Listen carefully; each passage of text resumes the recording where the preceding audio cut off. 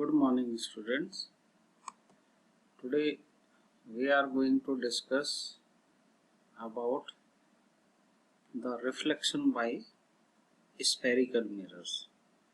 Yesterday we have gone through the spherical mirrors and the terms related to the spherical mirror.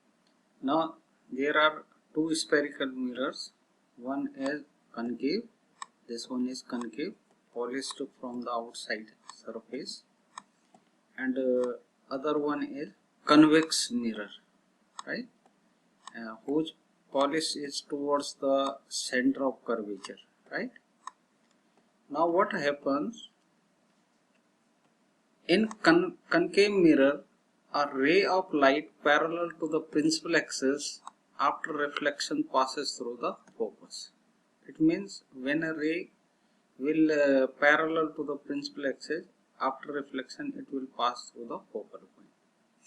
In convex mirror, ray coming from left to right incident on this surface and it could not pass through the focal point. Reason is that there is a polish which can absorb the ray of light, so it will reflect only by the reflecting surface. Now see the animation. The parallel ray is incident at this surface. This is a concave mirror, and after reflection it passes through the focal point. Whereas in case of this convex mirror, ray coming parallel to the principal axis, but after reflection it appears to pass or coming from the focal point, right? Now this is the virtual path. ये actual path नहीं है, this is the virtual path. देखने वाले को यानी observer को ये लगता है कि ये रे जो है वो फोकल पॉइंट से होके आ रही है. तो पैरेलल रे जो होती है वो इंसिडेंट होने के बाद फोकल पॉइंट से पास होती है या फिर फोकल पॉइंट से आते हुए अपीयर होती है, right? Now coming to the next point. In a concave mirror when ray of light passing through the focus and after reflection it becomes parallel to the principal axis. It means when a ray traveling and pass through the focal point, after reflection it will become parallel to the principal axis. But in case of convex mirror, if a ray coming towards the focal point, but after reflection of this surface it will becomes parallel to the principal axis. Now see the animation. This is the ray passing from the focal point and it becomes parallel to the principal axis. In the second case, the ray is coming towards the focal point, but after reflection it becomes parallel to the principal axis, right? Now this is the virtual path. इस path के along आ रही थी लेकिन इधर जा नहीं सकती है क्योंकि इस साइड में पॉलिश है, इधर है रिफ्लेक्टिंग सरफेस, ठीक है ना? तो ये रिफ्लेक्शन के बाद पैरेलल हो, ठीक है. Now the third point. In a concave mirror a रे of light passing through the centre of curvature, after reflection it will reflect back along the same direction. Suppose a ray coming from passing through the center of curvature get incident on the reflecting surface, it will return back on its path.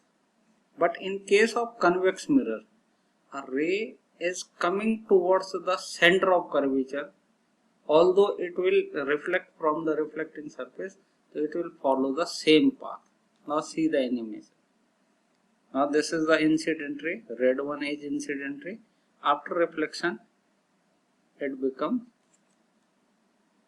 in the same direction in the same line but in opposite direction. So that is dotted black arrow representing the reflected ray. Now see in case of convex mirror, it is coming towards the center of curvature, but after reflection it will return back, right? Now in the fourth case, in concave or convex mirror, the ray of light directed optically at the pole reflected by making an equal angle. It means it will show the laws of reflection. Suppose a ray of light incident at this point at pole.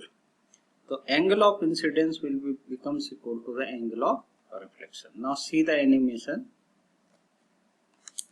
You can find that there is a principal axis and ray of light incident at pole.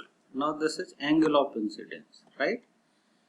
So same angle of reflection will produce at this point. This is the angle of reflection, right? Now in case of convex mirror, this is incident ray, this is angle of incidence, right? It will reflect back in the same medium with angle of reflection R, I equal to R over here, right?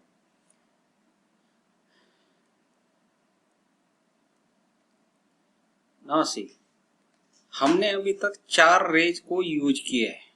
पहली ray parallel to principal axis गई थी, उसके बाद कहां से होके गई? Focal point से. दूसरी रे जो फोकल पॉइंट से होके पास होके इंसिडेंट हुई वो पैरेलल हो. तीसरी हमने करी जो रे सेंटर ऑफ कर्वेचर से पास होती है, सेम पाथ पे वापस चली जाती है. और चौथी रे वो होती है जो पोल पे इंसिडेंट होती है. जितना एंगल ऑफ इंसिडेंस बनाएगी उतना ही एंगल ऑफ रिफ्लेक्शन भी बनाएगी. इसी की हेल्प से हम इमेजेस बनाते हैं. ठीक है, अब हम चल रहे हैं नेक्स्ट स्लाइड पे, उसमें हम देखेंगे इमेज कैसे बनती है. सबसे पहले हम चल रहे हैं image formed by the concave mirror. किसी भी कनकेव मिरर से इमेज कैसे बनती है. ठीक है, तो यहाँ पे हमारे पास एक कनकेव मिरर है. कनकेव मिरर में आप देख रहे हैं ये C है, ये F है. C means centre of curvature, F means focal point, P का मतलब हो गया पोल. इस लेंथ को कहा जाता है फोकल लेंथ और P से C के बीच की डिस्टेंस को कहा जाता है रेडियस ऑफ कर्वेचर. अब मान लिया ये ऑब्जेक्ट रखा गया है इसके ठीक सामने. ठीक है ना, क्या कैसे आएगी? ये जो ऑब्जेक्ट है वो इन्फिनिटी पे रखा गया, इनफाइनाइट डिस्टेंस, यानी बहुत दूरी डिस्टेंस पे रखा गया. तो जब इनफाइनाइट से रेज आती हैं तो रेज हमेशा पैरेलल होती है. अब इससे रेज आ रही है, इस पे इंसिडेंट होंगी, रिफ्लेक्ट होने के बाद जहां पे रेज इंटरसेक्ट करेंगे वहां पे आपको इमेज देखने को मिलेगी. ठीक है ना, इससे जो रेज आ रही है वो पैरेलल आई. आपको पता है कि प्रिंसिपल एक्सिस के पैरेलल जो भी रेज आती है वो फोकल पॉइंट से होके जाती है आफ्टर रिफ्लेक्शन. अब ये रेज रिफ्लेक्ट हो रही है, ये रिफ्लेक्ट होके यहाँ से निकली. इसका मतलब इन तीनों रे ने यहाँ पे इंटरसेक्ट किया है तो यहाँ पे इमेज बनी होगी.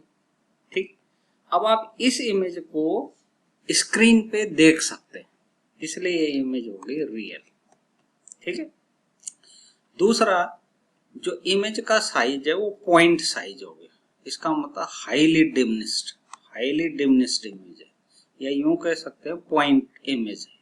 ठीक है, तीसरी बात यह है कि ये इमेज इन्वर्टेड बनती है, यानी पॉइंट इमेज तो है लेकिन इन्वर्टेड इमेज. इन्वर्टेड इमेज का मतलब अगर ये हेड इधर है टेल इधर है तो इमेज का टेल नीचे होगा, हेड नीचे होगा और टेल ऊपर होगा.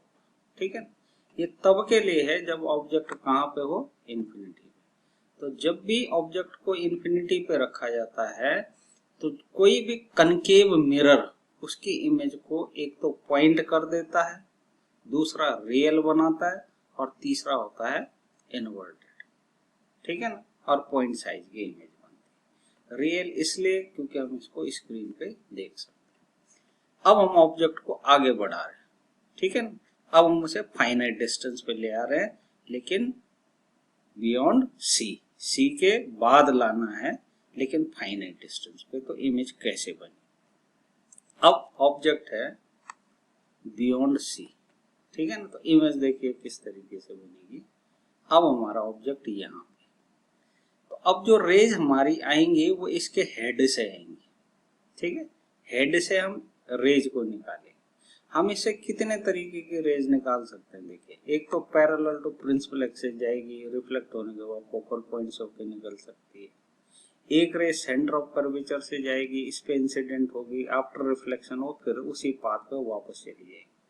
तीसरी रे हम ये बना सकते हैं कि वो रे फोकल पॉइंट से होके जाए, और फोकल पॉइंट से होने के बाद क्या होगा, रिफ्लेक्शन के बाद पैरेलल हो जाए। चौथी रे हम वो बना सकते हैं कि एक रे गई वो पोल पे इंसिडेंट हुई, जितना एंगल ऑफ इंसिडेंस हुआ उतना ही एंगल ऑफ रिफ्लेक्शन बनाते हुए रिफ्लेक्ट हो जाए। तो हमें केवल दो की जरूरत पड़ेगी इमेज बनाने के लिए। इस केस में मैं चारों रेज को, यानी चारों जो हमने केसेस देखे थे वो अप्लाई कर सकता हूं। तो पहली रे है पैरेलल टू प्रिंसिपल एक्सिस, ये कहां से जाएगी, फोकल पॉइंट से, ठीक है। दूसरी रे गई सेंटर ऑफ कर्वेचर से, और रिफ्लेक्शन के बाद उसी पाथ पे वापस आ गए, ठीक है ना। ये यहाँ इंसिडेंट हुई, फिर उसी पाथ पे आ गई। अब रिफ्लेक्टेड रे कौन सी हुई, एक है और एक है जो वापस जा रही, इन दोनों ने यहाँ पे इंटरसेक्ट किया। तो यहाँ पे इंटरसेक्ट किया, इसका मतलब यहाँ पे क्या बनेगा, इसका हेड बनेगा। टेल कहाँ रहेगी, टेल तो प्रिंसिपल एक्सिस पे रहेगी। तो अब इमेज बनी है आपकी यहाँ पे, ये इमेज बन गई, टेल इधर है, हेड इधर है। इसका मतलब ये जो इमेज है वो कैसी हो गई, इन्वर्टेड हो गई। तो पहला केस तो क्लियर हो गया कि ये इन्वर्टेड है। दूसरा केस, क्योंकि हम इसे स्क्रीन पे देख सकते हैं, ये क्या हो गया, रियल बन गया। तो अगली बात कि इस इमेज का जो साइज है वो ऑब्जेक्ट से छोटा है, इसका मतलब डिमिनिश्ड इमेज बनी है, छोटी इमेज बनी है, रियल बनी है और उल्टी बनी है, यानी इन्वर्टेड बनी है, ठीक है। अब हम इस ऑब्जेक्ट को आगे खिसका के सी पे ले आते हैं अगले केस में, तो देखते हैं क्या होगा। अब हमारा ऑब्जेक्ट यहाँ पे रहेगा सी पे, ऑब्जेक्ट एट सी, ठीक। तो ऑब्जेक्ट को हम सी पे ला रहे हैं। पहली ray parallel to principal axis किधर से जाएगी, फोकल पॉइंट। दूसरी रे फोकल पॉइंट से गई और क्या हो जाएगी, पैरेलल टू प्रिंसिपल एक्सिस। अब देखिए दोनों रिफ्लेक्टेड रे ने यहाँ पे इंसिडेंट किया, सॉरी यहाँ पे इंटरसेक्ट किया, तो इमेज का जो हेड होगा वो यहाँ बनेगा। तो इमेज बन गई इस तरीके से। अब देखिए एक तो इमेज बनी इन्वर्टेड, दूसरी इमेज है रियल। क्यों, क्योंकि आप स्क्रीन पे देख सकते हैं। और तीसरा बात यह है कि इस इमेज का साइज उतना ही हो गया जितना कि ऑब्जेक्ट का, यानी सेम साइज की इमेज बनी। तो जब ऑब्जेक्ट सी पे होता है तो इमेज का साइज भी उतना ही होता है, इन्वर्टेड होता है और रियल बनता है, ठीक। अब हम ऑब्जेक्ट को अगले केस में सी और एफ के बीच में ले आते हैं, देखते हैं क्या होता है। अब ऑब्जेक्ट रहेगा between C and F, right. तो ये ऑब्जेक्ट आ गया, पहली ray parallel to principal axis focal point से होकर निकल गई, दूसरी रे जो है वो फोकल पॉइंट से गई और पैरेलल टू प्रिंसिपल एक्सिस। अब देखिए ये दोनों रिफ्लेक्टेड रे ने यहाँ पे इंटरसेक्ट किया है, this is the intersection point. तो हेड यहाँ बनेगा और टेल प्रिंसिपल एक्सिस पे रहेगी।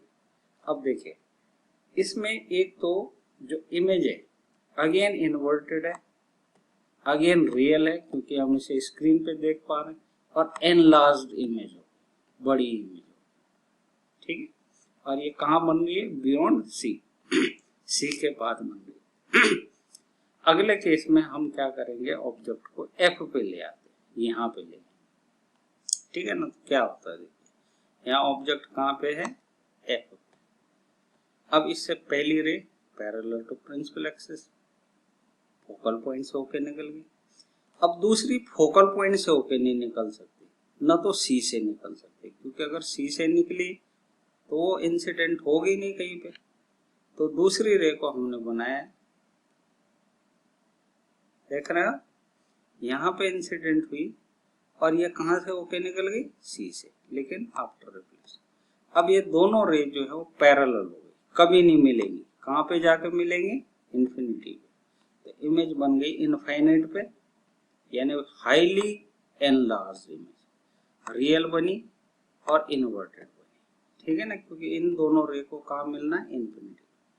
अब ऑब्जेक्ट को और पास ले आते हैं, अब सी और सॉरी एफ और पी के बीच में ले आते हैं। पहली ray parallel to principal axis focal point से होकर निकली, दूसरी निकली यहाँ से सी से होकर निकलेगी। अब ये यहाँ कहीं नहीं मिलेंगे आगे, बल्कि इधर ऐसा लगेगा जैसे यहाँ मिल रही है, इमेज बनेगी यहाँ, है ना। तो अब इमेज बन गई वर्चुअल, इरेक्ट और एनलार्ज, ठीक है। आज के लिए इतना।